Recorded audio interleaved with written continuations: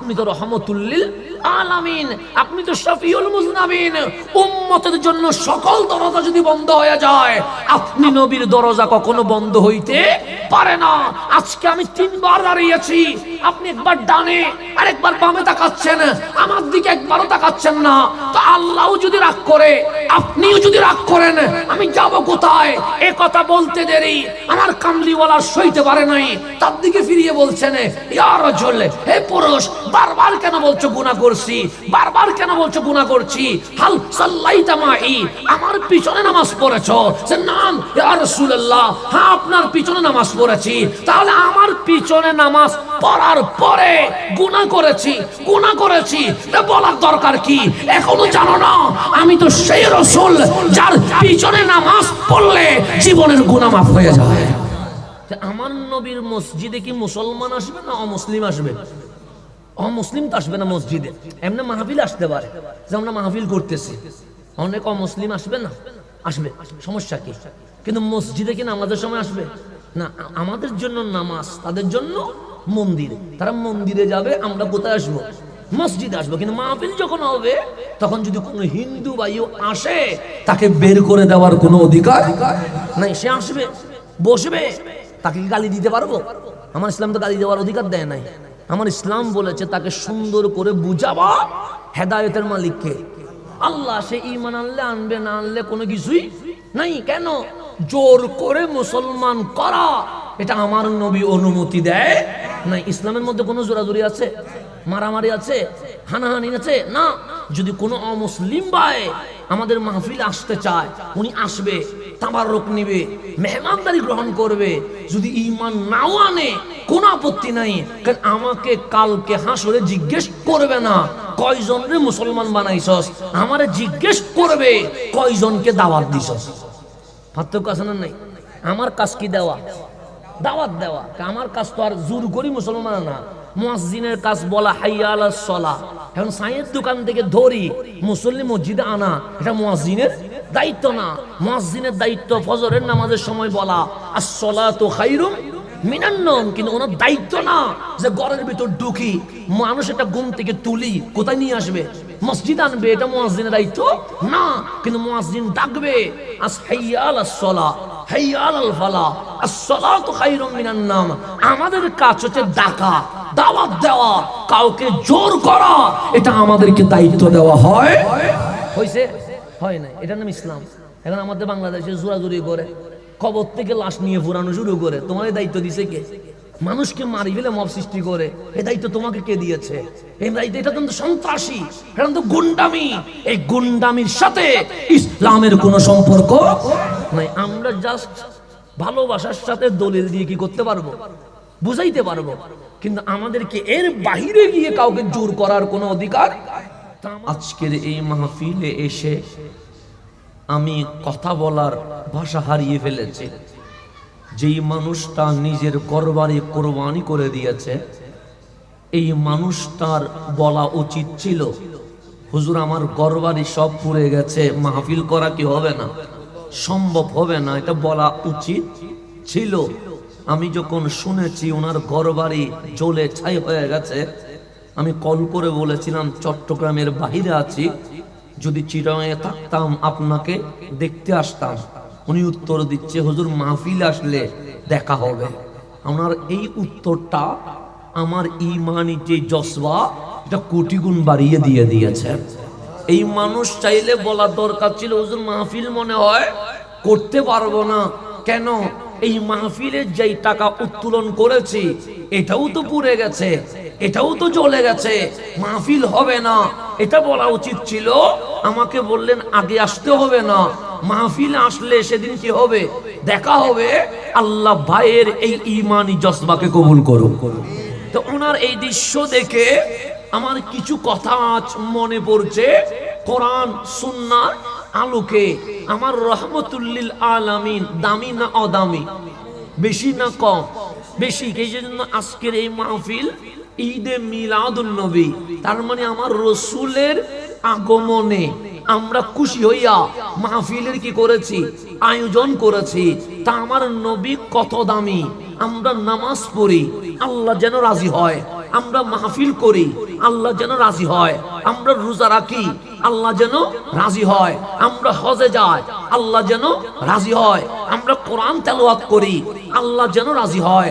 আল্লাহ বলছে হাবিব, সবাই বলছে আল্লাহ যেন রাজি হয়, আর আমি আল্লাহ আপনি নবীকে এমন ভালোবাসি, সবাই বলে আল্লাহ রাজি হোক, আর আমি আল্লাহ বলছি ওয়ারাফা'না লাকা যিকরাক, আপনার শান আমি আল্লাহ এই জন্য বাড়িয়েছি আমার নবী যেন রাজি হয়ে যায়। তাহলে নবীকে রাজি করতে চাচ্ছে কে? লাকা, মুফাসসিরিনে কেরাম বলছে লিরিদাইক ইয়া রাসূলুল্লাহ, আপনি নবী কি হয়ে যান, খুশি হয়ে যান। তাহলে আমার আল্লাহ আমার রসুলকে এত বেশি ভালোবাসে, সিস্টেম হচ্ছে বান্দা মাবুদকে রাজি করবে, সিস্টেম হচ্ছে মাখলুক খালেককে রাজি করবে। আর আল্লাহ বলছে হাবিব আপনার ব্যাপারে সিস্টেম উল্টো। কেন? সে মাহবুব, আল্লাহ বলছে আগে হাবিবুল্লাহ রাজি হয়ে যেতে হবে। তাহলে আল্লাহ আমার নবীরে ভালোবাসে কি বাসে না? বাসে। তো আমার রসুলকে সাহাবায়ে কেরাম এত বেশি ভালোবাসতেন, যেই ভালোবাসার নজির এই পৃথিবীতে আর নাই। সেই জমানায় বাংলাদেশে অনেক সিআইডি আছে না? নাই, আছে। সিআইডির কাজ কি? বিভিন্ন জায়গায় গোপনে ছদ্মবেশে এসে বিভিন্ন গোপন কিছু সংগ্রহ করা, এটার নাম সিআইডি। সিআইডির কাজ হচ্ছে দেশ যেন কি হয়, রক্ষা হয়, দেশ যেন বিপদ থেকে বাঁচে।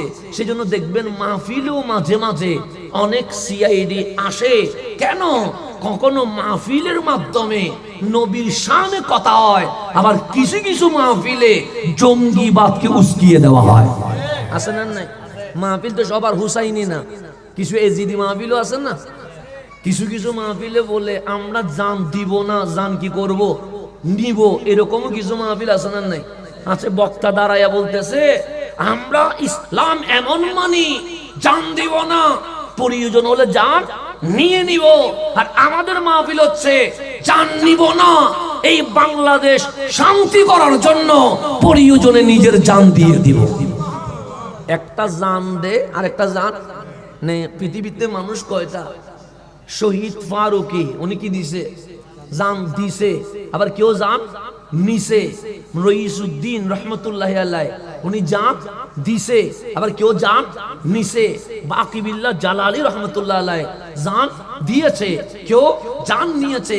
তো যারা জান দিয়েছে তাদের নাম হুসাইনি, আর যারা জান নিয়েছে তাদের নাম এজিদি। আছে না? নাই, আছে। তাহলে আমরাও বাংলাদেশে মাহফিল করি, কিছু মাহফিল থেকে মানুষ কাটাকাটি শিখে, হানাহানি শিখে, রক্তপাত শিখে, কবর থেকে লাশ তুলে জ্বালানো শিখে।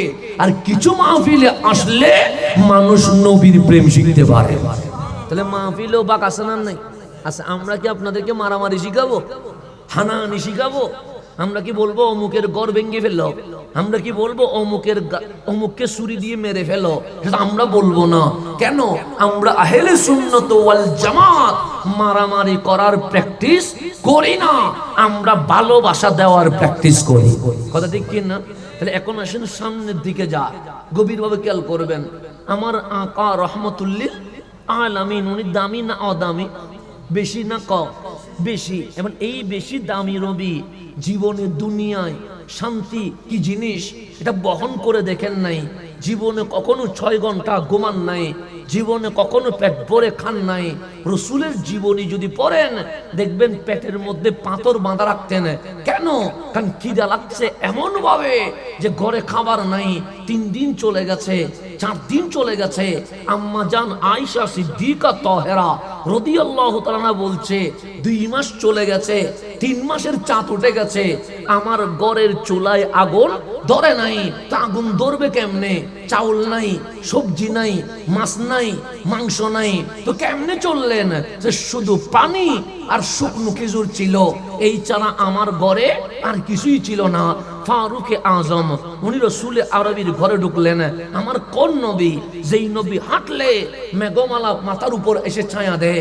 আমার রসুল কোন নবী, যেই নবী আহত হইলে উহুদের পাহাড় দুই ভাগ হইয়া বলছে, নবী গো আমি আপনাকে ভালোবাসি, আপনি আমার মাঝখানে চলে আসেন, আমি উহুদ আপনাকে নিরাপত্তা দিতে রাজি আছি। এটার নাম রহমতুল্লিল আলামিন। আচ্ছা আপনারাই বলেন, বাঘ কি আমারে দেখে আদর করবে? কখনো তো আদর করবে না। চিড়িয়াখানায় গেলেও তো খাঁচার ভিতরের বাঘ আমাদের দিকে কি করে উঠে? গর্জন দিয়ে উঠে, ধাওয়া দেওয়ার চেষ্টা করে। আর আমার কামলিওয়ালা কেমন নবী, আবু জেহেলকে বলেন আবু জেহেল চলো, আবু জেহেল বলেন কই যাব? সে জঙ্গলে যাব, সে আমার ভয় হচ্ছে।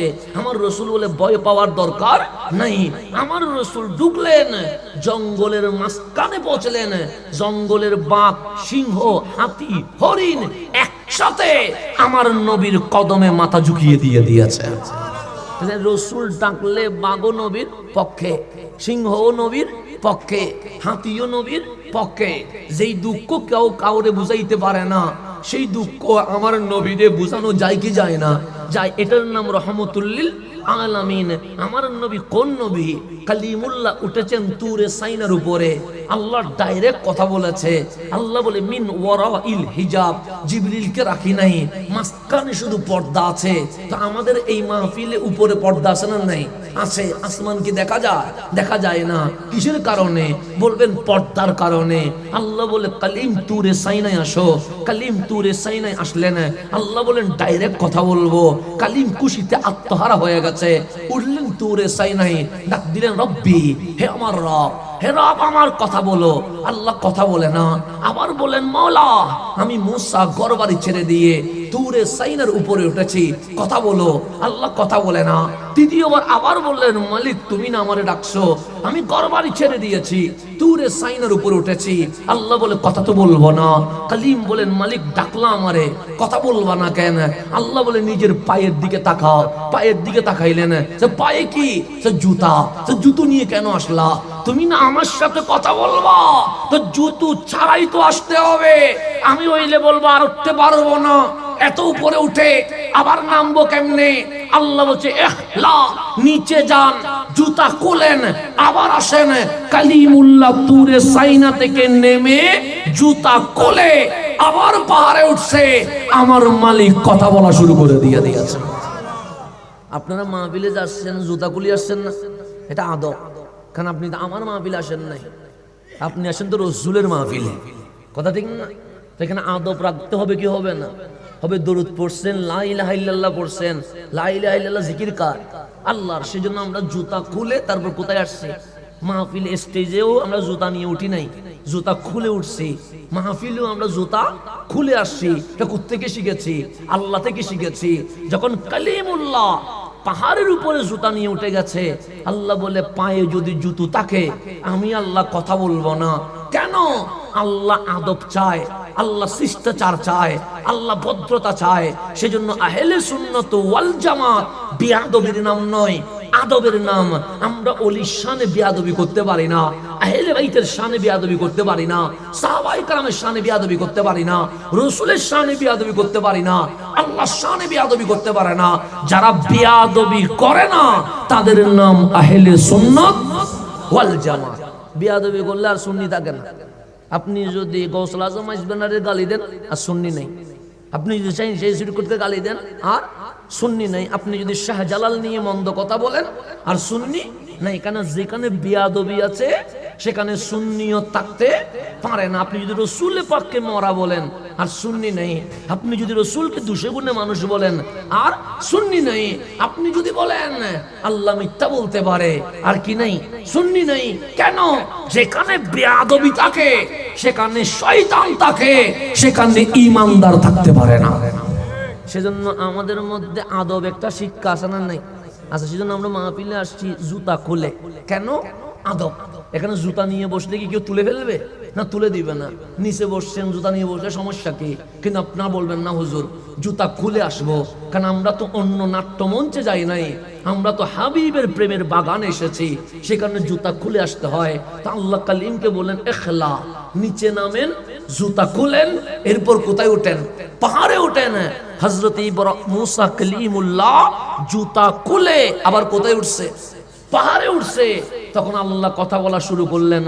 আল্লাহ বললেন, মুসা কালিমুল্লাহ খুশি হয়ে গেছে, মালিক কথা কত সুন্দর, না জানি তুমি কত সুন্দর। আল্লাহ বলে, সামনে বাড়াইও না, তুমি কি বলতে চাচ্ছ আমি বুঝে গেছি।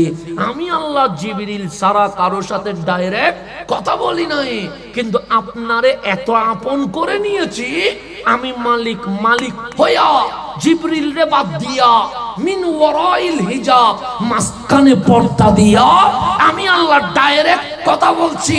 এতটুকু তাকো, সামনে বাড়ানোর কোনো দরকার নাই। কিন্তু কালিমুল্লাহ প্রেমে বিভোর হয়ে বলছে, মালিক তোমাকে দেখতে চায়। আল্লাহ বলে, লান তারানি, আমাকে দেখা যাবে না। আর হাবিবুল্লাহ ঘুমাচ্ছে। আল্লাহ বললেন, হাবিব আমি মাওলা কাউরে দেখা দেই নাই। সুবহানাল্লাযী আসরা বিআবদিহি লাইলাম, আপনি নবী উঠে যান। আমি আল্লাহ সিদ্ধান্ত নিয়েছি, কাউরে দেখা না দিয়ে থাকতে পারবো, হাবিবুল্লাহরে দেখা দিতে হবে। সবাইরে দেখা না দিলেও চলবে, কিন্তু আমার নবীরে দেখা দিতে হবে। এটা সিদ্ধান্ত কার? আল্লাহর। আল্লাহ সুম্মা দানা, উঠি যান হাবিব। হাবিব উঠতে উঠতে উঠতে উঠতে আরশ পর্যন্ত চলে গেছে। তা আল্লাহ বললেন, আরশে আসেন না। হাবিব জুতা খোলার জন্য নিচে হয়ে গেছে। আল্লাহ বললেন, কি করছেন? জুতো খুলতেছি। আল্লাহ বলে, কেন খুলতেছেন? আপনি সামান্য কালিমুল্লাহর সাথে কথা বলবেন। তুরে সাইনায় জুতা নিয়ে উঠছিল, আপনি আবার নিচে নামায়া জুতা খোলায়া আবার তুললেন। আরে তুরে সাইনার চেয়ে কোটি গুণ দামি আরশে মুআল্লা, সেখানে জুতা নিয়ে কেমনে উঠি? আল্লাহ বলে, হাবিব জুতা খুলে তুরে সাইনায় উঠা, এটা কালিমুল্লাহর শান। হাবিবুল্লাহ জুতা খুলবে, এটা হতে পারে না। হাবিব জুতা নিয়ে আরশে কদম রাখেন। কেন? আরশে আপনি নবীর জুতার বালু যদি পেয়ে যায়, এই আরশ আজীবন ধন্য হয়ে যাবে।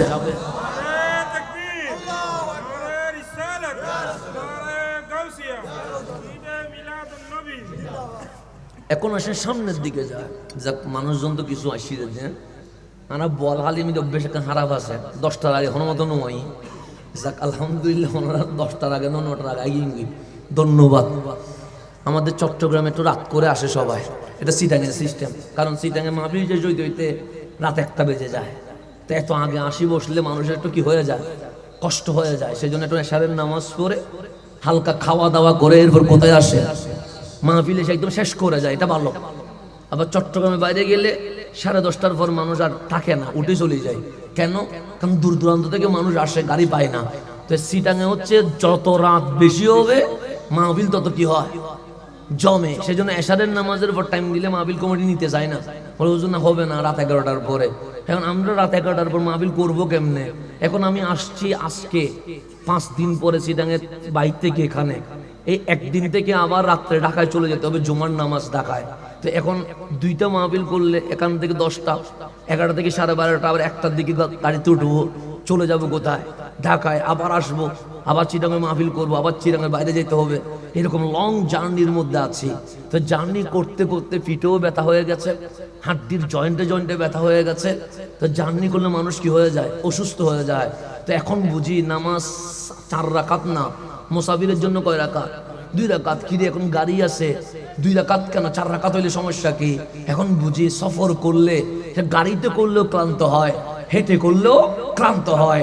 আমার রাসূল যে উম্মতের জন্য কি ihsan করেছে, যে উম্মত সফর করলে কষ্ট হবে, সেজন্য আমি নবী 4 রাকাত নামাজকে তোমাদের জন্য 2 রাকাত করে দিয়েছে। উম্মতের কষ্ট কেউ বুঝেছেন, রহমতুল লিল আলামিন। মা জাতিকে মাসে 3-4 দিন নামাজ কি করে দিয়েছে, মাফের ক্ষমা করে দিয়েছে, আর করতে হবে না, ডাইরেক্ট মাফ করে দিয়েছে। কেন? তোমাদের কষ্টের সময় আবার কষ্ট করবা, আমি নবী সইব কেমনে? সেজন্য মা জাতির জন্য মাসে কিছুদিন নামাজ কি হয়ে আছে, মাফ হয়ে আছে। এটা কাজা করতে হয় না, এটা পরে গিয়ে আদায় করতে হয় না। আমার কামলিওয়ালা উম্মতকে এত ভালোবেসেছে, যতটুকু করলে হয় আমার নবী উম্মতকে ততটুকু করার জন্য বলে দিয়েছেন। এবং সাহাবায়ে কেরামকে নিষেধ করেছেন বেশি প্রশ্ন যেন না করে। কেন? সে বেশি প্রশ্ন করলে আমার উম্মতের উপর কি হয়ে যাবে? কষ্ট হয়ে যাবে। আমার রাসূল বললেন, যদি শরীরে কি থাকে, শক্তি থাকে, মক্কায় যাওয়ার মতো যদি টাকা থাকে, জীবনে একবার হজ করলে হয়ে যাবে। জীবনে কয়বার? বছর একবার না, বছর একবার হচ্ছে যাকাত, আর জীবন একবার হচ্ছে কি? হজ। একজন সাহাবী কোনা থেকে উঠে গেছে, ইয়া রাসূলুল্লাহ, আমার শরীরে শক্তিও আছে, মক্কায় যাওয়ার মতো টাকাও আছে, আমি একবার হজ করে চলে এসেছি, সেকেন্ড বছর গিয়ে দেখি টাকাও আছে, শক্তিও আছে, হজে যেতে হবে। আমার নবী চুপ করে নিচের দিকে তাকিয়ে আছে। উনি বসে গেলেন, কোন উত্তর দেয় নাই, হাও বলে নাই, নাও বলে নাই। কিছুক্ষণ পর উনি দাঁড়াইছে, ইয়া রাসূলুল্লাহ, জানার জন্য কোনো কিছু, অন্য কোনো কিছু না, আমি হজ করলাম, আবার এসে দেখলাম শক্তিও আছে, টাকাও আছে, আমাকে কি আবার হজে যেতে হবে? আমার রাসূল উনার দিকে না তাকায়া অন্য দিকে তাকিয়ে আছে, কোনো উত্তর দিলেন না। উনি আবার কিছুক্ষণ পর দাঁড়ায়া বললেন, ইয়া রাসূলুল্লাহ, আমরা কার থেকে শিখবো যদি আপনি উত্তর না দেন? আপনি বললেন যার শরীরে শক্তি আছে, মক্কায় যাওয়ার মতো কি আছে, সামর্থ্য আছে, জীবন হজ কয়বার? একবার। কিন্তু আমি দেখলাম হজ করে আসলাম, পরের বছর টাকাও আছে, শক্তিও আছে, যেতে হবে। আমার রাসূল বিরক্ত হয়ে বললেন, বেশি প্রশ্ন করিও না, যদি আমার জবান হ্যাঁ বলে উম্মতের জন্য প্রতি বছর হজ ফরজ হয়ে যাবে, আমি উম্মতের কষ্ট সহ্য করতে পারবো না। নবী হ্যাঁ বললে হ্যাঁ হয়ে যায়, নবী না বললে। রাসূলকে চিনেন, এটা কি টিস্যু তো নাকি? এটা হালাল মনে করে দিয়েছেন না হারাম মনে করে দিয়েছেন? মাহফিলে হালাল মনে করে দিয়েছেন, হারাম মনে করে দেন নাই। কারণ মাহফিল যেমন হালাল, এখানে পানি এটাও হালাল, টিস্যু এটাও হালাল, চা এটাও হালাল। মাহফিলে কেউ কি জেনে বুঝে হারাম জিনিস রাখবে? রাখবে না। তাহলে টিস্যু ইউজ করা হালাল, এতে কোনো সন্দেহ। এখন আপনাকে যদি আমি আজকে থেকে বলি টিস্যু ইউজ করিয়েন না, এটা হারাম ঘোষণা করা হলো, কেউ মানবেন? কেন মানবেন না? আপনাকে আমি বললাম, আপনি আমাকে দাওয়াত দিলেন ভালোবেসে, আমি আসলাম আপনাদের কাছে কি করে? ভালোবাসার দাবি রেখে। তা আমি বললাম টিস্যুটা আজকে থেকে হারাম, আপনি বলুন মানবো না। কেন? আপনি হালাল বললে হালাল হয় না, আপনি হারাম বললে হারাম হয় না। টিস্যু যে হারাম, এটা মানার জন্য অবশ্যই দলিল লাগবে। কথা ঠিক না? দলিল লাগবে কি লাগবে না?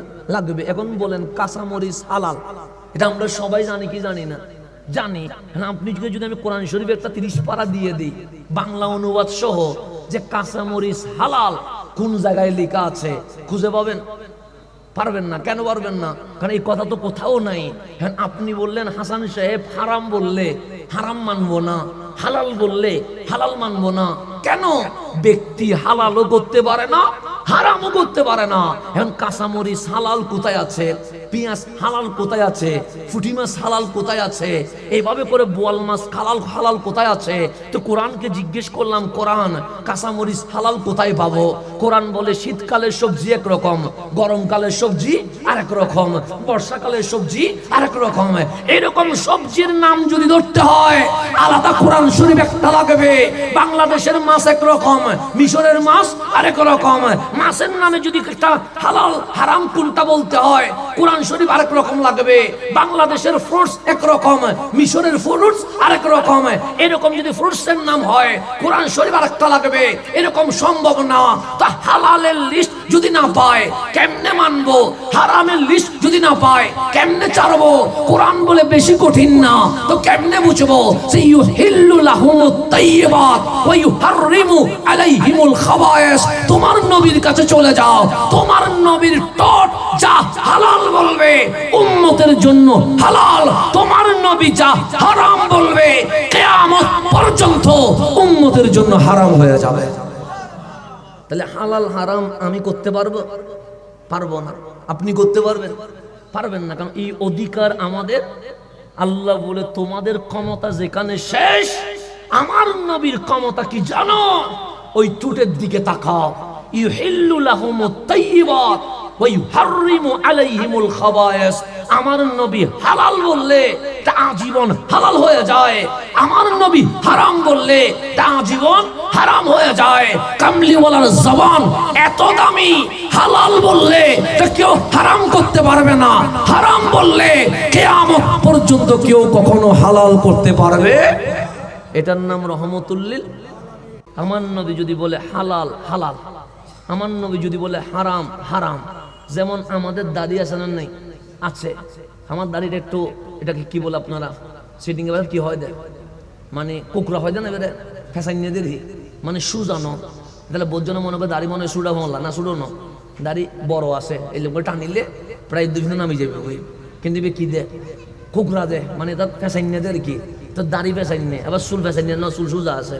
আল্লাহ কি নিয়ামত দিয়ে হইতে না পারলাম, চুল দিয়ে সুজা, দাড়ি দিয়ে কি ফ্যাশন নিয়ে। আমাদের মহল্লা একই জিনিস, মাথার তো না চেহারা বেশি তো দূরে ন, কিন্তু চুল সোজা, দাড়ি ফ্যাশন নিয়ে কিয়া। আল্লাহ ফাবি আই আলাই রব্বিকুমা তুকাযিবান। তোর মাথার দাড়ির দিকে তাকাইলে তো ঈমান আনতে হবে। চুল সোজা আর দাড়ি কোকরা, কে করেছে? তখন উত্তর আসবে এটা আল্লাহই করেছে। তো সেই আল্লাহর উপর ঈমান না এনে ঈমান আনবা কার উপরে? কথা ঠিক না?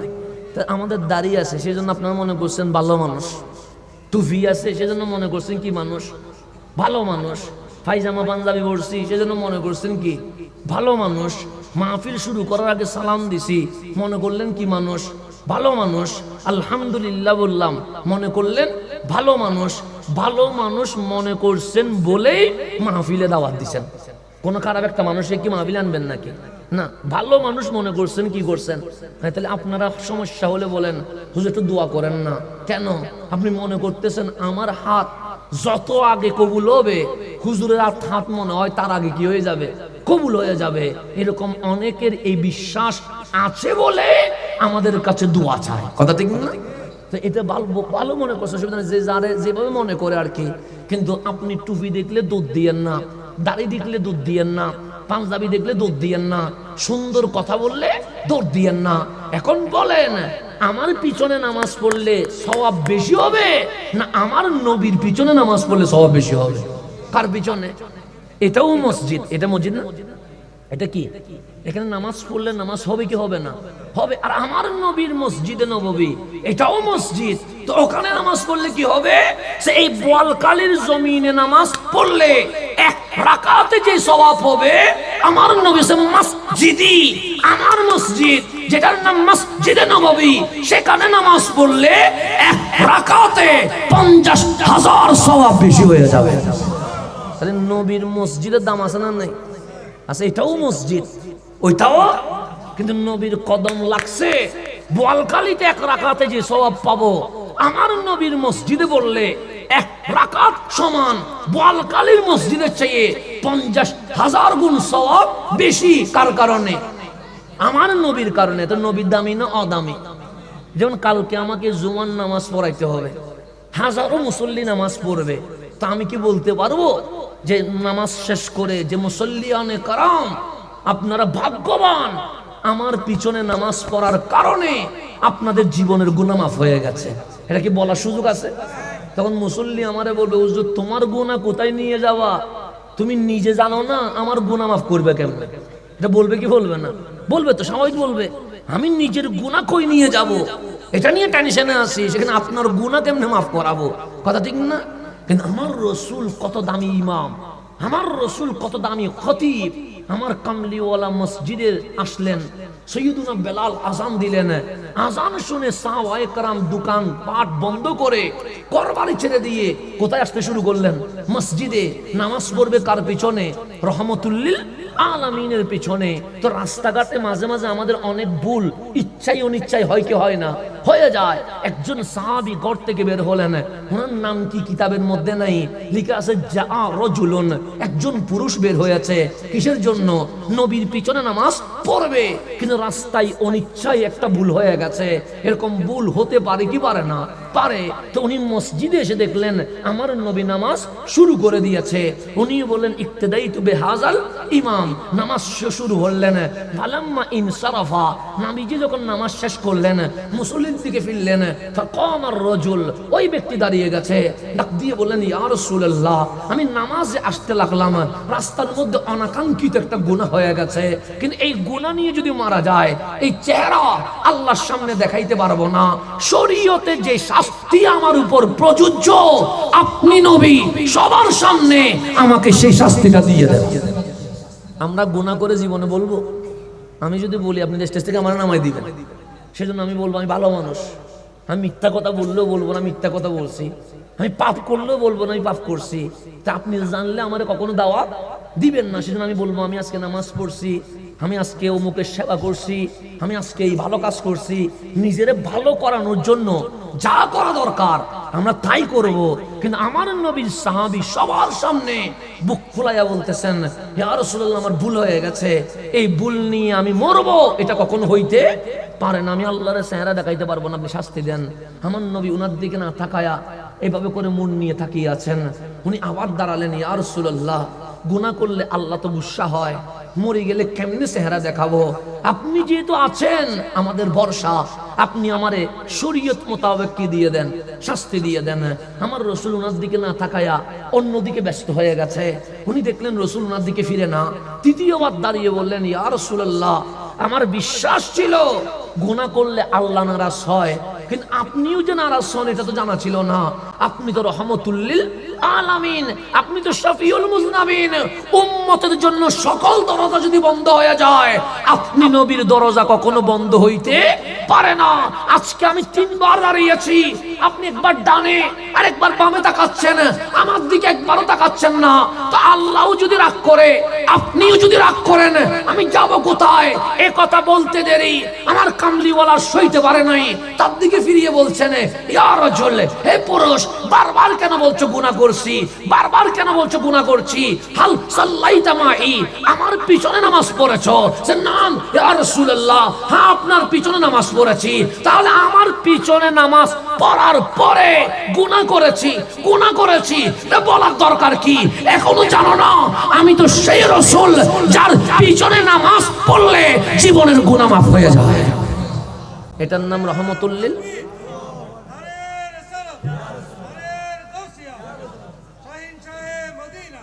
জিন্দাবাদ। এখন আসেন, এটার নাম রহমতুল লিল আলামিন। জিনার পিছনে নামাজ পড়লে গুনাহ কি হয়ে যায়? মাফ হয়ে যায়। আমার নবীর মসজিদে কি মুসলমান আসবে না অমুসলিম আসবে? অমুসলিম তো আসবে না মসজিদে, এমনি মাহফিল আসতে পারে, যে আমরা মাহফিল করতেছি, অনেক অমুসলিম আসবে না? আসবে, সমস্যা কি? কিন্তু মসজিদে কি নামাজের সময় আসবে না? আমাদের জন্য নামাজ, তাদের জন্য মন্দির। তারা মন্দিরে যাবে, আমরা কোথায় আসবো? মসজিদে আসবো। কিন্তু মাহফিল যখন হবে তখন যদি কোনো হিন্দু ভাইও আসে, তাকে বের করে দেওয়ার কোনো অধিকার নাই। সে আসবে, বসবে, তাকে গালি দিতে পারবো? আমার ইসলাম তো গালি দেওয়ার অধিকার দেয় নাই। আমার ইসলাম বলেছে তাকে সুন্দর করে বুঝাবা হেদায়েতের মালিককে, আল্লাহ। সে ঈমান আনলে আনবে, না আনলে কোনো কিছুই নাই। কেন জোর করে মুসলমান করা, এটা আমার নবী অনুমতি দেয় নাই। ইসলামের মধ্যে কোনো জোরাজুরি আছে, মারামারি আছে, হানাহানি আছে? না। যদি কোনো অমুসলিম ভাই আমাদের মাহফিল আসতে চায়, উনি আসবে, তাবাররুক নিবে, মেহমানদারি গ্রহণ করবে। যদি ঈমান নাও আনে কোনো আপত্তি নাই, কারণ আমাকে কালকে হাসরে জিজ্ঞেস করবে না কয়জন রে মুসলমান বানাইছস, আমারে জিজ্ঞেস করবে কয়জনকে দাওয়াত দিছস। পার্থক্য আছে না নাই? আমার কাজ কি দেওয়া, দাওয়াত দেওয়া। আমার কাজ তো আর জোর করি মুসলমান না। মুয়াজ্জিনের কাজ বলা হাইয়া আলাস সালাহ। এখন সাইয়ের দোকান থেকে ধরি মুসল্লি মসজিদে আনা, এটা মুয়াজ্জিনের দায়িত্ব না। মুয়াজ্জিনের দায়িত্ব ফজরের নামাজের সময় বলা আস-সালাতু খায়রুম মিনান নওম, কিন্তু ওনার দায়িত্ব না যে ঘরের ভিতর ঢুকি মানুষ একটা ঘুম থেকে তুলি কোথায় নিয়ে আসবে, মসজিদ আনবে, এটা মুয়াজ্জিনের দায়িত্ব না। কিন্তু মুয়াজ্জিন ডাকবে আস হাইয়া আলাস সালাহ, হাইয়া আলাল ফালাহ, আস-সালাতু খায়রুম মিনান নওম। আমাদের কাজ হচ্ছে ডাকা, দাওয়াত দেওয়া, কাউকে জোর করা, এটা আমাদেরকে দায়িত্ব দেওয়া হয়। হইছে? হয় না। এটার নাম ইসলাম। এখন আমাদের বাংলাদেশে জোরাজুরি করে, কবর থেকে লাশ নিয়ে ফুরানো শুরু করে। তোমার দায়িত্ব দিছে কে? মানুষকে মারি ফেলে মব সৃষ্টি করে, এই দায়িত্ব তোমাকে কে দিয়েছে? এই দায়িত্ব, এটা কিন্তু সন্ত্রাসী, এটা কিন্তু গুন্ডামি। এই গুন্ডামির সাথে ইসলামের কোনো সম্পর্ক নাই। আমরা জাস্ট ভালোবাসার সাথে দলিল দিয়ে কি করতে পারবো? বুঝাইতে পারবো, কিন্তু আমাদেরকে এর বাহিরে গিয়ে কাউকে জোর করার কোনো অধিকার। তা আমার নবী মসজিদ আসলেন, বসে জাগাতে শামস, সূর্য মাঝখানে ছিল। যেমন দুপুর 12টায় সূর্য কোথায় থাকে? মাঝখানে থাকে। দুপুর 12টা যখন চলে যায়, সূর্য আস্তে আস্তে কি হয়ে যায়? ঢলতে থাকে। তখন কিসের নামাজের সময় হয়? জোহরের নামাজের সময় হয়। তা সাহাবায়ে কেরাম বলছেন, ফাখারাজান নবিয়্যু সাল্লাল্লাহু আলাইহি ওয়াসাল্লাম মিনাল বাইত, আমার রাসূল ঘর থেকে বের হলেন। কোন অবস্থায়? ফাজাগাতিশ শামস, সূর্য মাঝখানে ছিল, সেখান থেকে কি হয়ে গেছে? ঢলে গেছে। তার মানে জোহরের নামাজের সময় হয়েছে। রাসূল আসলেন মসজিদে, আজান হলো। ফাসাল্লা যুহরা, আমার নবীর ইমামতিতে জোহরের নামাজ আদায় হয়েছে। কিসের নামাজ? এখন বলেন, জোহরের নামাজ যারা পড়ছে ওরা কি মুসলিম না অমুসলিম? মুসলিম। কার পিছনে পড়ছে? রহমতুল্লিল আমার নবীর পিছনে। অমুসলিম তার নামাজ পড়বে না। কোন ইহুদি কি নামাজ পড়বে? খ্রিস্টান কি নামাজ পড়বে? তার ধর্মের মতো সে চলবে, আমার ধর্ম মতো আমি চলবো, এটাই তো ইসলাম। তো উনি ওনার মতো চলবে। কিন্তু আমার নবী কিসের নামাজ পড়লেন? ফাসাল্লা যুহরা। তাহলে নবী আছে মসজিদের ভিতরে, কিসের নামাজ পড়লেন? জোহরের নামাজ পড়ে আমরা কি করতে যাই? ভাত খাইতে চলে যায়। কিন্তু আমার রাসূল ভাত খাইতে যায় নাই। ফাকামা আলাল মিম্বার, আমার নবী মিম্বরে উঠলেন। সেদিন আমার কামলিওয়ালা মাহফিল করা শুরু করলেন। কি করা শুরু করলেন? মাহফিল করা। রহমতুল্লিল, দামি না অদামি? দামি। বক্তার নাম রহমতুল্লিল। তা আমার নবীর মাহফিলে যারা বসবে ওরা তো আর সামান্য কেউ না। ওদের নাম সিদ্দিক আকবর, ওদের নাম ফারুক আজম, ওদের নাম ওসমান জুন নুরাইন, ওদের নাম মাওলা আলী। এরকম দামি দামি মানুষগুলো তো বসছে। ওদের নাম হাসনাইনে করিমাইনে, ওদের নাম আহলে বাইতে রাসূল, ওদের নাম আসহাবে রাসূল। এরকম দামি মানুষ কি হয়ে গেছে? বসে আছে। তা আমার নবী কিসের মাহফিল করছে? ফাযাকারা সা, কিয়ামত নিয়ে মাহফিল করছে। কি মাহফিল? যে কিয়ামতের কথা বলতে গিয়ে কিয়ামতের আগ পর্যন্ত বড় বড় ঘটনা কি ঘটবে আমার নবী মদিনার মিম্বরে দাঁড়ায়া সমস্ত মাহফিল সাহাবীদেরকে শুনিয়ে দিয়ে দিয়েছে। তাহলে কিসের মাহফিল করছে? কিয়ামতের মাহফিল। কয়শো বছর আগে? 1500 বছর আগে। এখন বিশ্ব 100 বছর আগের বিশ্ব একরকম আছে। আকাশ পাতাল কি হয়ে গেছে? ব্যবধান হয়ে গেছে। এখন বিল্ডিং বাঁধে একরকম, আগে বিল্ডিং মাত্র আর একরকম। এখন রাস্তা করে একরকম, আগে রাস্তা ছিল একরকম। এখন চিকিৎসা আছে একরকম, আগে চিকিৎসা ছিল আরেক রকম। তাহলে এখন দুনিয়া কি হয়ে গেছে? আপডেট হয়ে গেছে। তা আমার রাসূল 1500 বছর পরে কি হবে? বিল্ডিং কত তালার প্রতিযোগিতা হবে, মানুষ যে রকেটের গতিতে চলবে, বিশ্ব যে আপডেট হবে, হাতের মুঠোর মধ্যে যে বিশ্ব চলে আসবে, এগুলা নিয়ে কি করতেছে? মাহফিল করছে। সাইয়্যিদুনা সিদ্দিক আকবর বলছেন লাব্বাইক, ফারুক আজম বলছে লাব্বাইক, উসমান জুন নুরাইন বলছে লাব্বাইক, মাওলা আলী বলছে লাব্বাইক। কিন্তু ফাঁকে ফাঁকে কিছু মুনাফিক আছে না? নেই? আছে। তো এই মুনাফিক গুলার কাছে নবীর কথা কি হচ্ছে না? বিশ্বাস হচ্ছে না। সেই জামানার কথা, এই জামানার কথা বিশ্বাস হওয়ার কথা। রাসূল মিম্বরে বসে 1500 বছর পর কি হবে, 1000 বছর পর কি হবে, 2000 বছর পর কি হবে, সমস্ত ঘটনা যখন বলতে লাগলেন, মনের মধ্যে কি আছে? সন্দেহ সৃষ্টি হচ্ছে। আসলে রাসূলের কথা কি ঠিক আছে? যেমন আমরা যে এখানে বসলাম, ধরেন কয়শো মানুষ বসছি, ধরেন 100 মানুষ বসছি, কয়শো মানুষ বসলাম। এখন আমরা যদি বলি যে আমরা 100 মানুষ একসাথে হয়ে, শুধু 100 না, শুধু বলকালি না, বাংলাদেশের 18 কোটি মানুষ একসাথে হয়ে আমেরিকার হারাইয়া ফেলবো, জীবনে কেউ বিশ্বাস করবে? আপনার তো গালি দিবেন আমারে, হুজুর মাথা টাথা ঠিক আছে নি? আপনি কোথায় বাংলাদেশ, কোথায় আমেরিকা যদি বোম একটা ফেলায়, বাংলাদেশ আর খুঁজে পাওয়া যাবে না। তা আপনি কার সাথে যুদ্ধ করবেন? আমি বললাম না, আমরা যুদ্ধ করব, আমেরিকাকে হারাইয়া দিব। জীবনে বলকালীর মানুষ আর বিশ্বাস করবে? আজকে থেকে বলবে হাসান আজারীর আর দাওয়াত দেওয়ার দরকার নাই, ওর মাথার মধ্যে কি দেখা দিয়েছে? সমস্যা দেখা দিয়েছে, ও আজগবি কথা বলছে। আর আমার রাসূল মাত্র 40 জন মানুষ নিয়ে বসে আছে। কয়জন? 40 জন। আর বেশি না কম? কম না। পুরা মক্কার মানুষ নবীর বিরুদ্ধে। মানুষ কয়জন? এদিকে তাকান, অসুবিধা না। আপনার এদিকে কি দেখতেছেন? চিল্লাইলে কি দেখতে হয়? আপনি এদিকে তাকান, আপনার বাইরে চিল্লাইয়েন না, এদিকে আসেন, অসুবিধা নেই। যারা ভিতরে ঢোকার ভিতরে চলে আসেন, আর বাইরে চিল্লাইয়েন না, আপনার দিকে দেখায়েন না, সমস্যা নেই, দুনিয়া ঠিক থাকবে। কিয়ামতের এখনো যে আলামতগুলো বাকি আছে এগুলো এখনো মানে এখন দুনিয়া যাওয়ার সময় আসে না, আরো কিছুদিন কি আছে বাকি আছে। শুধু আওয়াজ টাওয়াজ শুনলে এত বেশি ঘাবড়ানোর দরকার নাই। এখনো ইমাম মাহাদি বাকি আছে, এখনো ঈসা আলাইহিস সালাম বাকি আছে, এখনো ইয়াজুজ মাজুজ বাকি আছে, এখনো দাজ্জাল বাকি আছে, অনেক কিছু বাকি আছে। এখন তো শুরু হয়েছে মাত্র কিয়ামতের আলামত, এগুলো আরো অনেক কিছু ঘটবে। এখন বাবা ছেলেরে জবে করে দিচ্ছে, ছেলে বাবারে মেরে ফেলতেছে, মা সন্তানকে কারেন্টের শর্ট দিয়ে মেরে ফেলছে। এগুলো কিয়ামতের আলামত কি হচ্ছে, শুরু হয়েছে। আরো অনেক ঘটনা ঘটবে যা আমাদেরকে নিজের চোখে দেখতে হবে। আরো অনেক ঘটনা ঘটবে, আপনি অবিশ্বাস করে যাবেন, আশ্চর্য হয়ে যাবেন। পৃথিবীর দুনিয়া থেকে একটা প্রাণী বের হবে, দাব্বাতুল আরদ, মানুষের মতো কি করবে, কথা বলবে, আপনি অবাক হয়ে যাবেন। ওই দাব্বাতুল আরদ বের হয়ে সে মানুষের কপালে লিখে দিবে এটা মুমিন, এটা কাফের, লিখে দিবে। প্রাণী যদি মানুষের মতো কথা বলে, গরু একটা যদি মানুষের মতো কথা বলে, আর দাঁড়াইতে পারবেন না, আপনি তো উল্টা দুধ দিয়ে শুরু করবেন। তো সামনে আপনার দেখবেন প্রাণী মানুষের মতো কি বলতেছে, কথা বলতেছে, দেখবেন।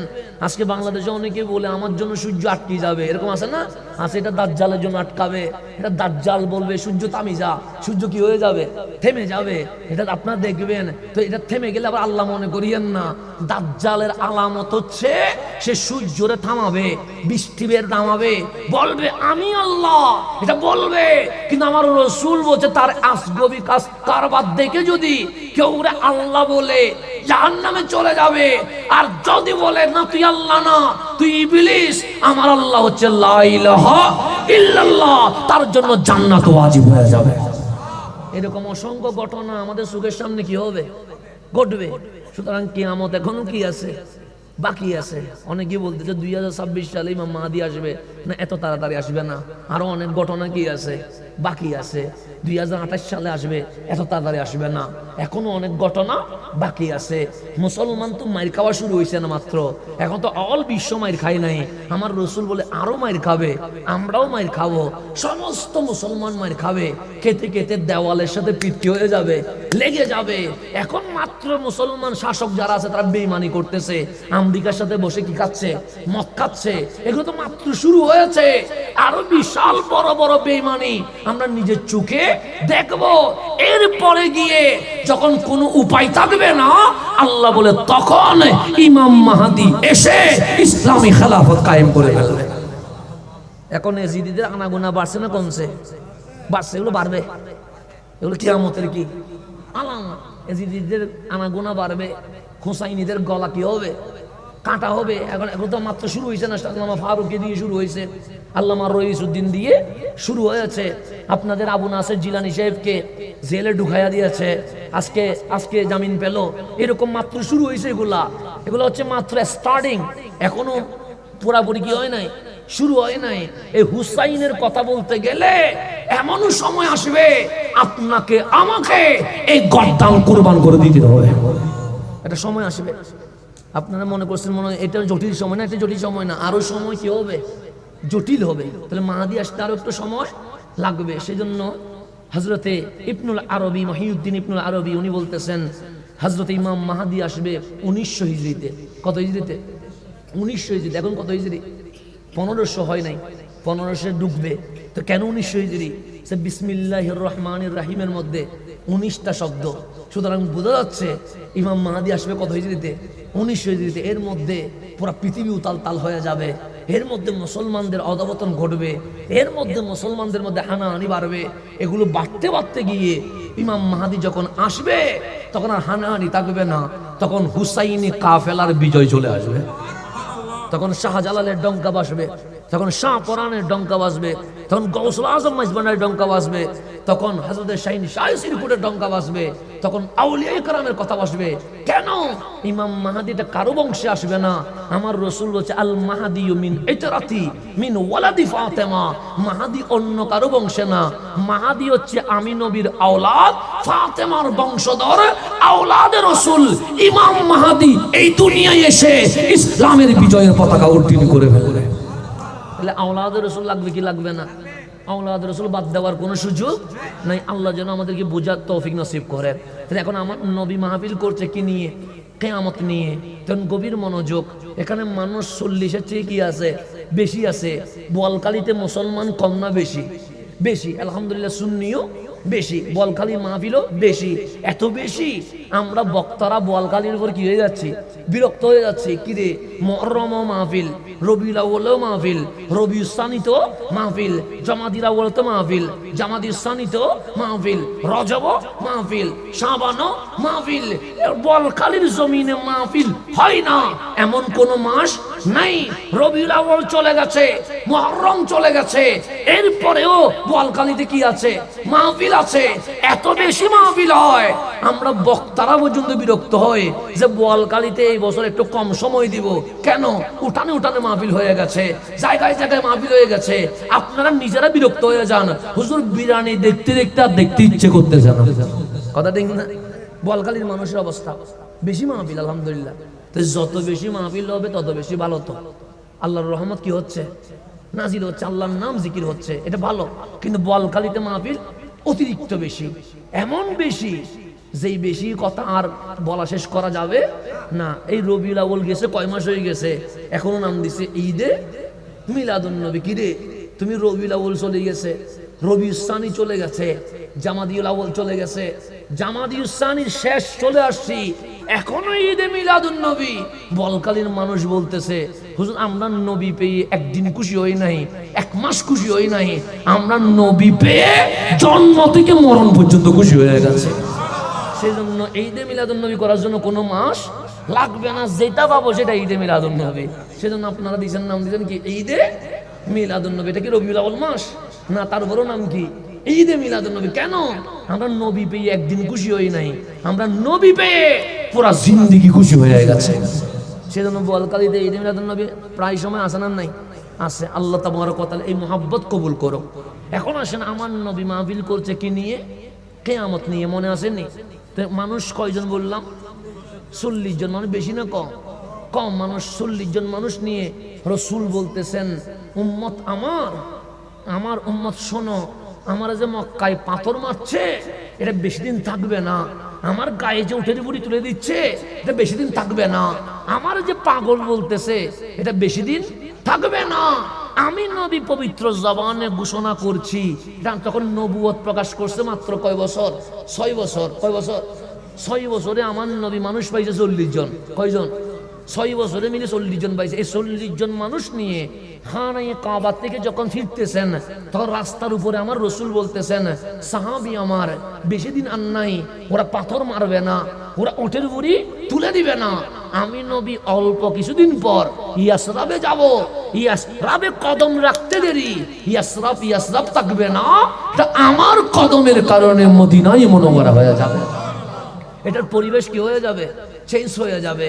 তোমরা নিজের চোখে দেখবা, আমি যখন মদিনায় যাব বছর খানিক যাইতে দেরি, সেখানে ইহুদি, খ্রিস্টান, মুশরিক যা আছে সবাই মিলে বলবে, আমার নবী মদিনার বাদশাহ, আমি নবী মদিনার রাষ্ট্রপতি হয়ে যাব। এখন তোমরা নিজের চোখে দেখবা এই মক্কা বেশি দিন থাকবে না। আমি নবীর নেতৃত্বে এই মক্কা স্বাধীন হবে। খানায়ে কাবা থেকে 360 মূর্তি বের হবে। এই কাবার উপরে আমি নবীর নুরানি হাত দিয়ে কালিমার পতাকা উড্ডীন করে দিয়ে দেব। কয়জন মানুষ? 40 জন। আর সবাই নবীর বিপক্ষে। আবু জাহেল নবীর বিপক্ষে, আবু লাহাব নবীর বিপক্ষে, উতবা নবীর বিপক্ষে, শাইবা নবীর বিপক্ষে, উমাইয়া নবীর বিপক্ষে, পুরা মক্কার মানুষ নবীর বিপক্ষে। আর আমার নবী মক্কায় 40 জনকে নিয়ে বলতেছেন, ও চিরে আমি নবীর নেতৃত্বে মক্কা কি করব? স্বাধীন করব। এই মক্কায় লাব্বাইক আল্লাহুম্মা লাব্বাইকের ধ্বনি আসবে। তারপর বলছে, তোমরা নিজের চোখে দেখবা, হয়তো সেদিন আমি থাকবো না, কিন্তু আমার সাহাবীরা রোম পারস্য বিজয় করবে। রোম পারস্যের মসনদে আল কোরআনের আওয়াজ শুরু হয়ে যাবে। তো এখন হচ্ছে আমেরিকা শক্তিশালী কম না বেশি? সেই সময়ের আমেরিকার চেয়ে শক্তিশালী হচ্ছে রোম। এখন ইউরোপ শক্তিশালী কম না বেশি? বেশি। ইউরোপের চেয়ে শক্তিশালী হচ্ছে পরাশ্য, আর আমার রসুলের বিপক্ষে রোম, আমার রসুলের বিপক্ষে পরাশ্য। আর আমার নবী বলছে রোম পরাশ্য মুসলমানরা কি করবে? বিজয় করবে। তো মক্কাবাসী নবীর কথা শুনে হাসতেছেন, ট্রোল করতেছেন। আগে বলতাম পাগল, মস্কারি করে, এখন বলতেছি বাস্তবে। আরে আমরা পাথর মারি, এই নবী প্রতিবাদ করতে পারে না। আমরা ধাক্কা দেই, এই নবী বিপরীত ধাক্কা দিতে পারে না। আমরা উটের বুড়ি পিঠের উপর তুলে দেই, কেউ প্রতিবাদ করতে পারে না। নবীর সামনে সাহাবীদের গলা কাটি, কেউ এসে এটা বিন্দু পরিমাণ নিন্দা জানাইতে পারে না। আর উনি 40 জন নিয়ে বলছে উনি নাকি মদিনার বাদশাহ হবে, উনি নাকি মক্কা স্বাধীন করবে, ওনার সাহাবীরা রোম পারস্য নাকি বিজয় করবে। তো একজন গ্রাম্য আরবি লোক নবীর কাছে এসে বললেন, আপনার কি হয়েছে আজগবি কথা বলেন? আমার নবী বলে কথা বিশ্বাস হয় না বুঝি? সে না, আপনার কথা বিশ্বাস হয় না। আরে একটু তো আকল থাকা দরকার। পুরা মক্কা আপনার বিপক্ষে, যাদের ক্ষমতা আছে আবু জেহেল, আবু লাহাব, উতবা, সাইবা, সবাই আপনার বিপক্ষে। আপনি কেমনে মক্কা স্বাধীন করবেন? আর ইয়াসরাবে গেলে সবাই আপনারে মানবে কেমনে? আপনার পক্ষে তো কেউ নাই। তখন আমার নবী হাসি দিয়ে বলে, বিশ্বাস হয় না? সে বিশ্বাস হয় না। ওই গ্রাম্য লোকের ডান হাত আমার রসুল এভাবে ধরলেন, ধরে বললেন, তুমি নিজের চোখে দেখবা আমি নবী অচিরে ইয়াসরাবে যাব। ইয়াসরাব থাকবে না, তা মদিনা হয়ে যাবে। সেই মদিনার বাদশাহ আমি রহমতুল্লিল আলামিন। যুক্তির দরকার নাই, দলিলের দরকার নাই। তো তুমি নিজের চোখে দেখবা, তুমি নিজের চোখে দেখবা সেই মদিনা থেকে আমি লক্ষাধিক সাহাবী নিয়ে মক্কায় ঢুকবো। এই মক্কা মুশরিকের দখলে থাকবে না। ইজা জাআ নাসরুল্লাহি ওয়াল ফাত, যেদিন মক্কা বিজয় হবে, রাআইতান নাসা ইয়াদখুলুনা ফি দীনিল্লাহি আফওয়াজা, সেদিন দেখবা মক্কার মানুষ দলে দলে আমি নবীর কদমে এসে কালিমা পড়া শুরু করে দিয়ে দেবে। এই মক্কা মুশরিকের দখলে আমি নবী 360 মূর্তি বের করব, তুমি নিজের চোখে দেখবা। তুমি দেখবা আমি মক্কার কাবাকে জমজমের পানি দিয়ে ধুবো, এটা কালো গিলাপ জড়াবো, এখানে আমার নেতৃত্বে লব্বাইক আল্লাহুম্মা লাব্বাইকের ধ্বনি উঠবে। তার হাতে এভাবে করে ধরে আছে। তারপর বলছে সেদিন হয়তো আমি থাকবো না, কিন্তু তুমি থাকবে। তুমি নিজের চোখে দেখবা আমার উম্মতের নেতৃত্বে রোম পরাশ্য বিজয় হবে। ওই রোম পরাশ্বের মসনদে কালিমার পতাকা উড্ডীন হবে। আমার কামলিওয়ালা বলছে তুমি নিজের চোখে দেখবা, যুক্তির দরকার নাই, দলিলের দরকার নাই, তুমি দেখবা। যদি দেখো আমি নবী ইসলামে যাওয়ার পর মদিনা হয়ে গেছে, যদি দেখো আমি নবী মদিনার বাদশা হয়ে গেছি, যদি দেখো কাবা স্বাধীন হয়ে গেছে, যদি দেখো এই কাবায় লাব্বাইক আল্লাহুম্মা লাব্বাইকের ধ্বনি চলছে, যদি দেখো এই রোম পারস্য বিজয় হয়ে গেছে, শুনে রেখো লা ইলাহা ইল্লাল্লাহ এটা হক, মুহাম্মাদুর রাসূলুল্লাহ সাল্লাল্লাহু আলাইহি ওয়াসাল্লাম এটা হক, ইন্নাহু লাকুরআনুন কারীম, কোরআন কারীম হক, কবর হাসর নসর হক। যেহেতু আমার সব কথা যদি সত্য হয়, আমার এই কথাও কি সত্য। তবে শুনে রেখো তুমিও মারা যাবা, আমিও যাব। একদিন আল্লাহর সামনে দাঁড়াইতে হবে। সেদিন আমি নবী তোমাকে আজকে যেমন ধরেছি, কাল হাসরের ময়দানে সেইভাবে ধরে আল্লাহর সামনে নিয়ে গিয়ে জিজ্ঞেস করব, আমি কি সত্য বলেছিলাম না মিথ্যা বলেছিলাম। সেদিন ফয়সালা হবে আল্লাহর সামনে। এটা বলে ওনাকে হাত ছেড়ে দিয়েছে, উনি চলে গেছেন। ফারুকে আজম বর্ণনা করতেছেন, আমার রসুল মদিনায় চলে আসলেন। মদিনার বাদশা হয়েছে রহমতুল্লিল আলামিন। মদিনা হয়ে গেছে, বেশি দিন যায় নাই, মাত্র 8 বছরের ব্যবধানে আমার রসুল মক্কা বিজয় করে ফেললেন। আমার কামলিওয়ালার ইন্তেকাল হয়েছে, সিদ্দিক আকবর খলিফা হলেন। 2.5 বছর মাত্র, 2.5 বছর পরে সিদ্দিক আকবর ইন্তেকাল করলেন। ফারুকে আজম খলিফা হইতে দেরি। ফারুকে আজমের নেতৃত্বে রোম পারস্য ইসলামের কি হয়ে গেছে, বিজয় হয়ে গেছে। ওই গ্রাম্য আরবি লোক নিজের চোখে দেখতেছেন মদিনা হয়ে গেছে। মদিনার বাদশা রহমতুল্লিল আলামিন নিজের চোখে দেখতেছেন মক্কায় নবী ঢুকছে, দলে দলে মানুষ কি হয়ে গেছে, মুসলমান হয়ে গেছে। কাবার মুশরিকের দখলে নাই, মুসলমানের দখলে এসেছে। আর কাবার সামনে বেলাল আজান দিচ্ছে, আর আমার নবী তওয়াফ করছে, লাব্বাইক আল্লাহুম্মা লাব্বাইক। রাসূল চলে গেলেন, সিদ্দিক আকবর আসলেন। সিদ্দিক আকবরের সময়ে বিভিন্ন দেশ বিজয় হচ্ছে, সিদ্দিক আকবর চলে গেলেন। ফারুকে আজম আসতে দেরি, রোম পারস্য কি হয়ে গেছে, বিজয় হয়ে গেছে।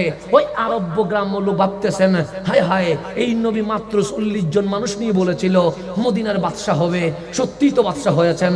উনি 40 জন মানুষ নিয়ে বলেছিলেন মক্কা ওনার দখলে যাবে, মক্কা তোমার দখলে গেছে, আজকে উনি নাই, কিন্তু আমাকে বলেছিল তুমি দেখবা রোম পারস্য ইসলামের বিজয় হবে, রোম পারস্য তো বিজয় হয়ে গেছে।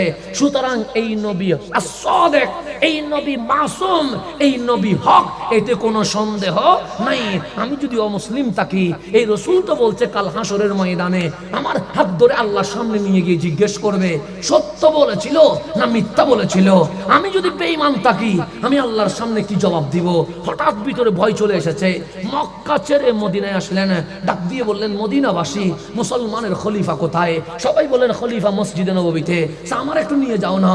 সবাই দৌড়ে ওনাকে যখন মসজিদে নববীর দরজায় আনছেন, ফারুক আজম ওনাকে দেখে বসা থেকে দাঁড়িয়ে গেছে।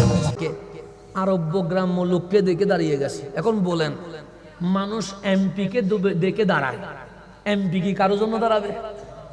এমপি তো কারোর জন্য দাঁড়াবে না। এমপি আসলে আমরা কি দিব? স্লোগান দিব, এমপি সাহেবের আগমন শুভেচ্ছা স্বাগতম। কিন্তু এমপি সাহেব কি আমার জন্য স্লোগান দিবে যে হাসান সাহেবের আগমন শুভেচ্ছা? এটা তো দিবে না। তো এমপির জন্য মানুষ দাঁড়ায়, কিন্তু এমপি আমাদের জন্য দাঁড়ায় না। মন্ত্রীর জন্য মানুষ দাঁড়ায়, কিন্তু মন্ত্রী আমাদের জন্য দাঁড়ায় না। প্রধানমন্ত্রী রাষ্ট্রপতির জন্য মানুষ দাঁড়ায়, কিন্তু রাষ্ট্রপতি কারোর জন্য দাঁড়ায় না। আর উনি তো এমপি না, মন্ত্রী না, একটা দেশের রাষ্ট্রপতি না, অর্ধ জাহানের আমিরুল মুমিনিন, অর্ধ জাহানের রাষ্ট্রপতি ফারুক আজম এক গ্রাম্য বেদুইন আরবি লোক দেখে বসা থেকে দাঁড়িয়ে গেছে। সবাই অবাক হয়ে গেছে, কিরে ফারুক আজম এটা স্বাভাবিক মানুষ না, এটা এমন জাত যার ব্যাপারে আল্লাহ বলছেন আশিদ্দাউ আলাল কুফার। উনি তো এমন জাত যিনি দোয়া করলে আল্লাহ মোনাজাত যে কবুল করেছে, এটা কবুল করেছে বলে কোরআনের মধ্যে আয়াত নাজিল হওয়া শুরু হয়ে গেছে। ওনার নাম কি? ফারুকে। আমার নবী বলতেছেন আমি যদি নবুয়তের দরজায় কিনা দিতাম, তালা লক না মারতাম, আমার ওমর কি হয়ে যাইত? নবী হয়ে যাইতো। নবী হওয়ার মতো যার কাছে ক্যাপাসিটি আছে, রসুল হওয়ার মতো যার কাছে যোগ্যতা আছে, ওনার নাম ফারুকে আজম। শুধু তাই নয়, উনি ভূমিকম্পের সময় লাঠি দিয়ে বাড়ি মারছে মদিনারে। কিসের ভূমিকম্প? এখানে রসুল আরাম করছে, সেদিন যে ভূমিকম্প বন্ধ হয়েছে। সব জায়গায় ভূমিকম্প হয়, কিন্তু মদিনায় ভূমিকম্প হয় না। আমরা শীতকালে পানি কমে যায়, কথা ঠিক না? এখন জমিনের মধ্যে পানি কি হয়ে যাচ্ছে? কমে যাচ্ছে। আস্তে আস্তে করে পানি যখন কমে যাবে, জমিন কি হয়ে যাবে? ফেটে যাবে। এখন আমি যদি বলি এই পানি ওঠ, পানি কি উঠবে?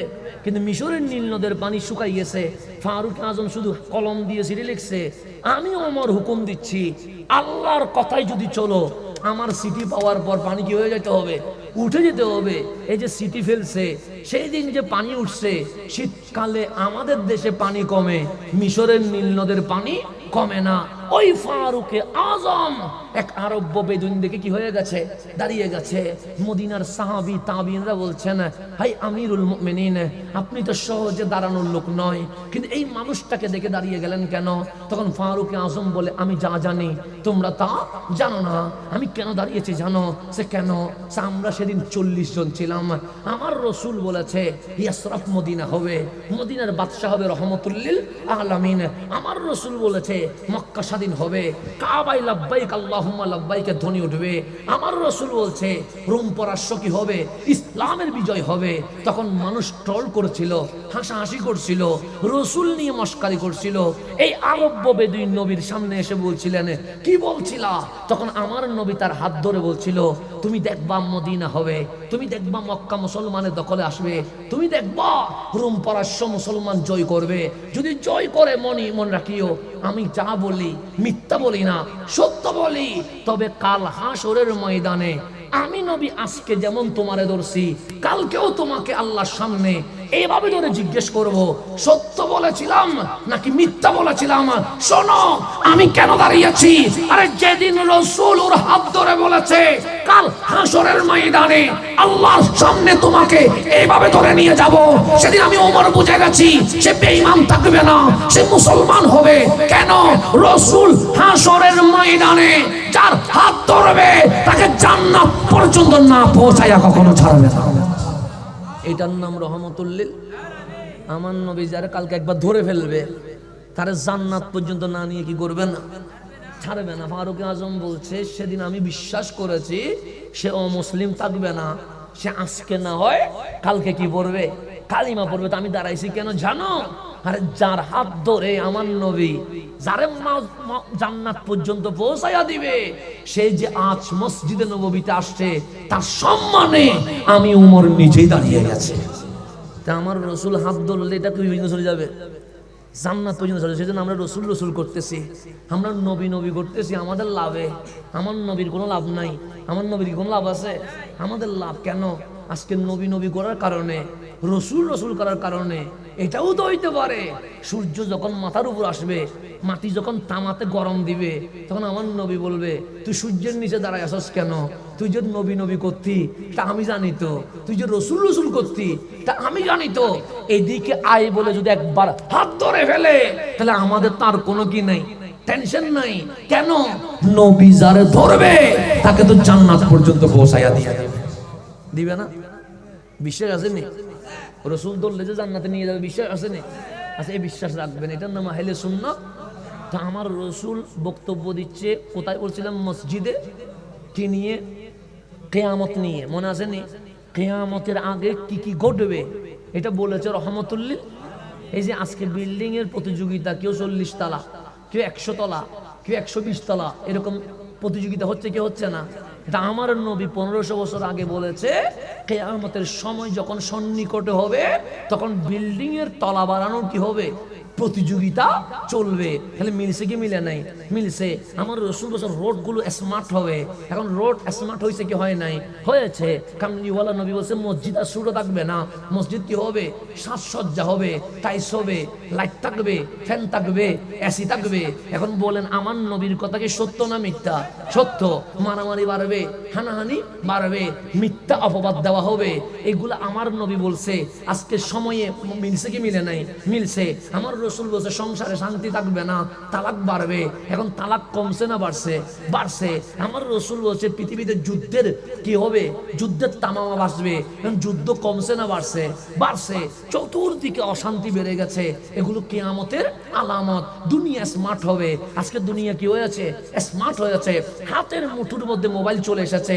তো আমার নবী যখন কিয়ামতের আলোচনা করছে, এখানে যে ফাঁকে ফাঁকে মুনাফিক আছে, ভেতরে যে সন্দেহ করছে, এটা আমার নবী জানে কি জানে না? বিশ্বাস আসেনি? নবী ভিতরের কথা জানে কি জানে না? আমার রসুল বলছেন উম্মত আলহামদুলিল্লাহ, নারায়ে তাকবীর, নারায়ে রিসালাত, নারায়ে গাউসিয়া, গাউসুল আযম মেজভান্ডারি, উলামায়ে আহলে সুন্নাহ, হযরতুল আল্লামা জনাবে মাওলানা মুফতি সৈয়দুল বারী সাহেব কিবলা মুনতাজিলুল আলী আলহামদুলিল্লাহ আমাদের মাঝে উপস্থিত হয়েছেন আজকের মাহফিলের প্রধান আলোচক ওয়াজ হুজবায়া হযরতুল আল্লামা জনাবে মাওলানা মুফতি সৈয়দুল বারী সাহেব কিবলা মুনতাজিলুল আলী। সবাই বলি মারহাবা। আলহামদুলিল্লাহ। আজকের মাহফিলের প্রধান আলোচক দরবারে বারিয়া শরীফের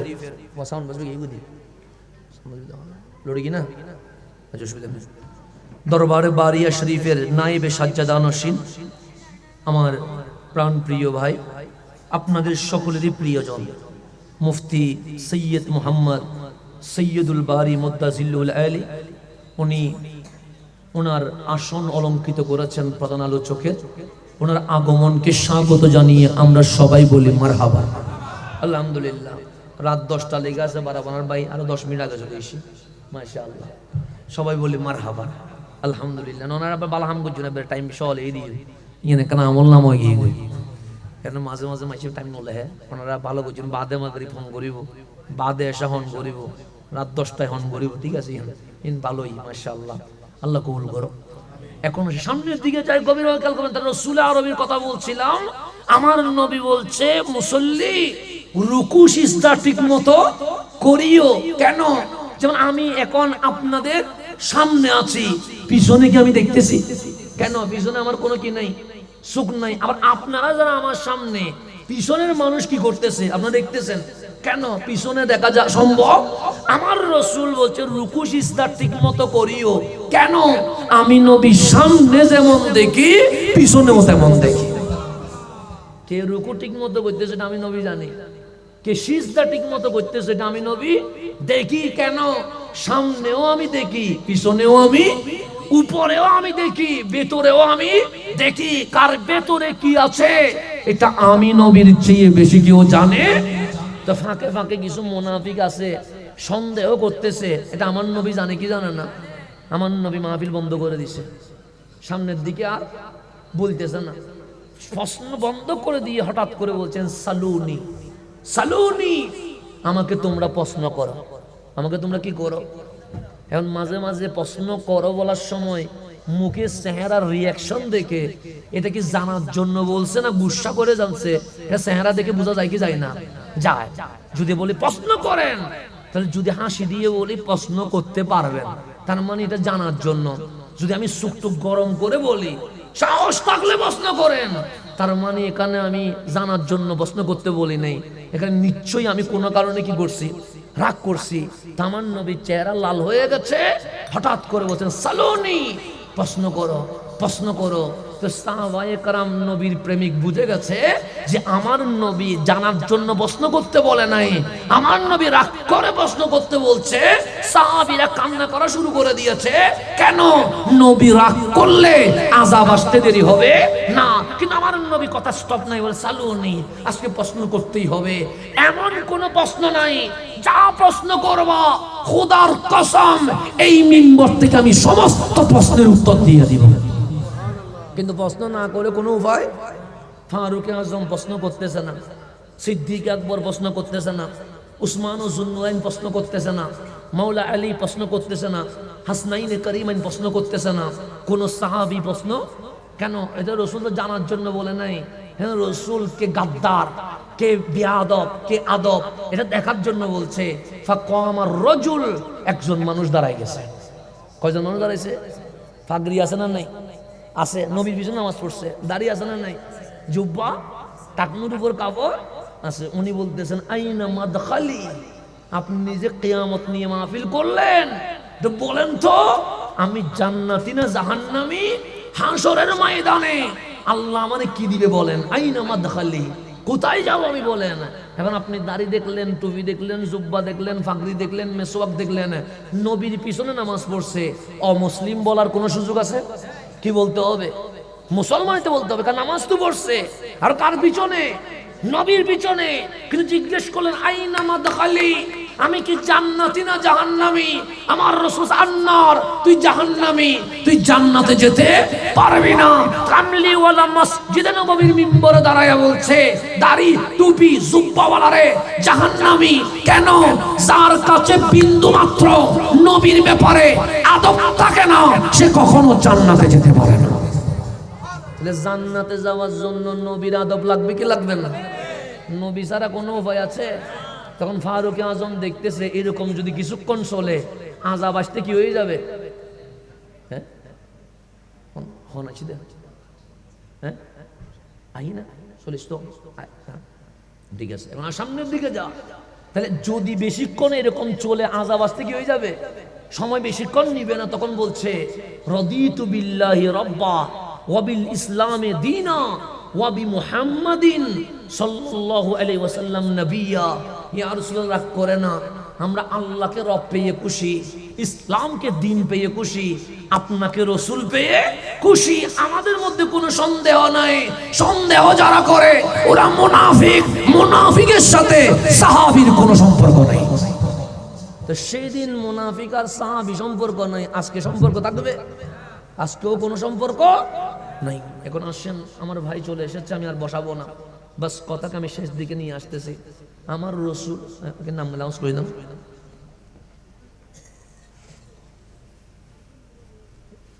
আলহামদুলিল্লাহ, আমাদের মাঝে উপস্থিত হয়েছেন আজকের মাহফিলের উদ্বোধক, বিশিষ্ট সমাজসেবক, শিক্ষানুরাগী, পরিচ্ছন্ন রাজনীতিবিদ ও সাবেক আহ্বায়ক বোয়ালখালী উপজেলা বিএনপি জনাব হাজী মোহাম্মদ ইসহাকুল সাহেব উপস্থিত হয়েছেন। আমরা আঞ্জুমানে আশিকানা হযরত গায়েবীদের মেজবান্দারিয়া পূর্ব শাহমুহাম্মদ শফির ফারাকুদ্দিনের পক্ষ থেকে আন্তরিক শুভেচ্ছা ও মুবারকবাদ জানাচ্ছি। সবাই বলে মারহাবা।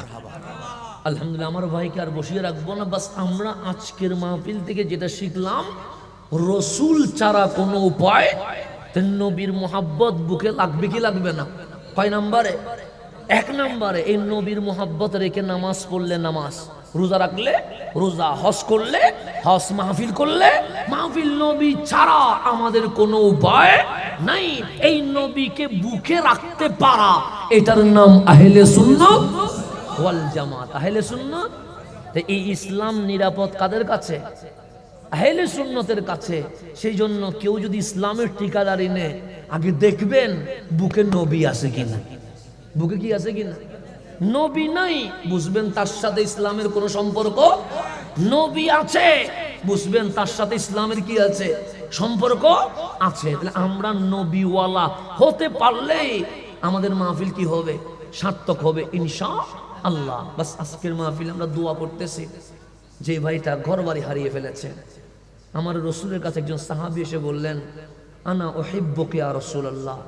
নবী গো, কতজন রে বলে আমি তোমারে ভালোবাসি। এটা কতজন রে বলে? আমি কাউরে বলবো না, আমি শুধু আপনাকে বলবো, আমি আপনাকে আমার জানের চেয়েও বেশি ভালোবাসি। কে বলতেছে? সাহাবী বলতেছে। আমার রসুল বলতেছেন, কি বলতেছো? একটু ভেবে চিন্তে বলো তো। উনি বললেন, ইয়া রাসূলুল্লাহ, এখানেও ভাবতে হবে, একটু সময় নাও না, বিশাল কঠিন পথ, এই পথে যে সেই চলতে পারে না। উনি একটু বাইরে গেলেন, 2-1 ঘন্টা পর আবার আসছে। ইয়া রাসূলুল্লাহ, আমি ভেবে চিন্তে বলতেছি। বলছে, বলো। আনা উহিব্বুকা ইয়া রাসূলুল্লাহ।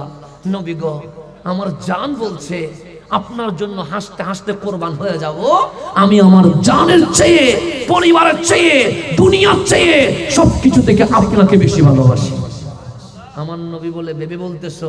সে ইয়া রাসূলুল্লাহ, ভাবা হয়ে গেছে। আমার নবী বলে, আরেকটু সময় নাও না, তাড়াহুড়ার কি আছে? ভালোবাসা এটা তো কঠিন জিনিস, এক পক্ষে তো হয় না, এটা 2 পক্ষ থেকে হতে হয়। তুমি যখন প্রস্তাব দিচ্ছ আমি রিসিভ করব, তুমি আরেকটু সময় নাও। উনি আমার বাহিরে গিয়ে 2-3 ঘন্টা ভেবে আবার আসলেন আমার নবীর দরবারে। ইয়া রাসূলুল্লাহ, বাস আর কোনো সিদ্ধান্ত নিতে হবে না, ফাইনাল। আমার নবী বলে, কি? আনা উহিব্বুক ইয়া রাসূলুল্লাহ, আমি আমার জানের চেয়েও আপনাকে বেশি ভালোবাসি। আমার নবী বলে, যদি আমাকে বেশি ভালোবাসো, ফকির হওয়ার জন্য অপেক্ষা করো, মিসকিন হওয়ার জন্য অপেক্ষা করো, গরিব হওয়ার জন্য অপেক্ষা করো। কেন? নবী প্রেমিকরা দুনিয়াতে কিছু পায় না, ওরা দুনিয়ায় গরিব থাকে, আখিরাতে জান্নাতুল ফেরদৌস পেয়ে যায়। যে গড় ফুরে গেছে মানে বুঝতে হবে নবীর প্রেমে একটা কদম সামনের দিকে গেছে।